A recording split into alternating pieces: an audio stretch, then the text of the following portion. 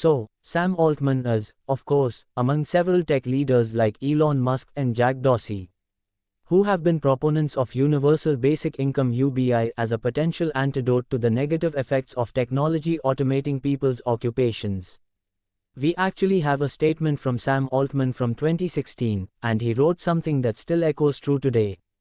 He said, "I'm fairly confident that at some point in the future, as new technology continues to eliminate traditional jobs and massive new wealth gets created, we're going to see some version of this on a national scale."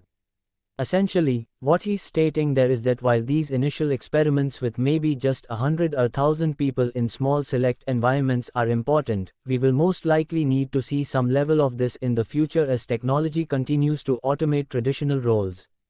We have data from the study conducted by Open Research. The Open Research pilot began in 2020, where low-income participants from rural, suburban, and urban areas in Illinois and Texas started receiving $1,000 a month. Additionally, 2,000 others received $50 a month as a control group. Every beneficiary was at or under 300% of the federal poverty line, with average household incomes under $29,000. Essentially, this study involved just 1,000 people, but it is significant because it is one of the longest UBI studies conducted. This is important for the research because it provides insight into how humans might adapt when automation replaces many roles, and what the effects of giving people unconditional payments are.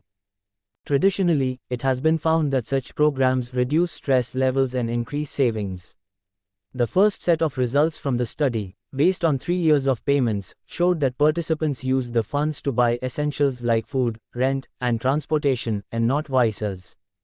This challenges the incorrect assumption held by some OB critics that recipients would spend the money recklessly on drugs or other unnecessary items. The data shows that when people receive UBI, they do not spend the money recklessly. This is a crucial consideration for policymakers, as it suggests that governments may be more likely to support UBI in the future. The study also found that recipients spent more on housing, food, and car expenses, but worked slightly less. Labor participation declined by 2%, equating to about 8 fewer workers annually.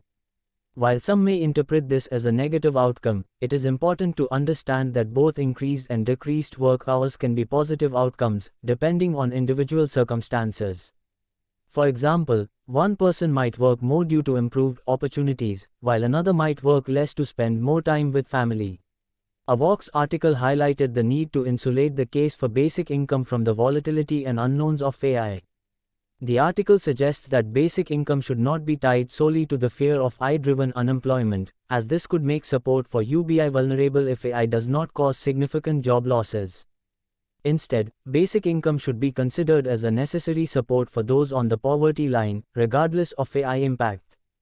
Sam Altman and other tech leaders, including Elon Musk and Geoffrey Hinton, believe that AI will lead to technological unemployment, making basic income essential.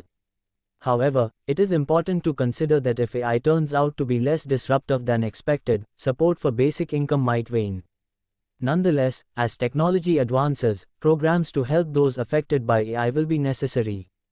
Germany's approach to AI regulation, which requires companies to notify work councils about AI and other new technologies, shows how policies can manage this transformative period. In conclusion, the discussion on UBI and its potential as a solution to technological unemployment is ongoing and multifaceted. As technology evolves, it is crucial to continue examining and adapting policies to support those affected. Let me know your thoughts about UBI and the future, and I'll see you in the next video. So, this is Simplify AI, and I hope you like this video, and if you want more video on latest advancement on AI around the globe, you can subscribe our channel for future updates.